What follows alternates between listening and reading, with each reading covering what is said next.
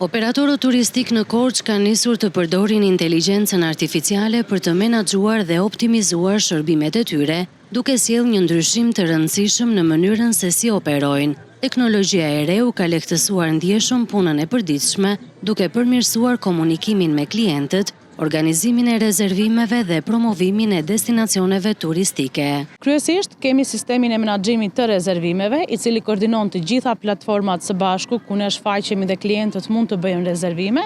Nëpërmjet AI-t është e mundur që ti të kesh një pasqyrë më të mirë të rezervimeve, një menaxhim më të mirë, madje edhe në vende ku ti mund të bësh disa gabime, tashmë AI nuk të lejon që ti të kesh rezervime të dyfishta apo le të themi data që të jenë overbooking.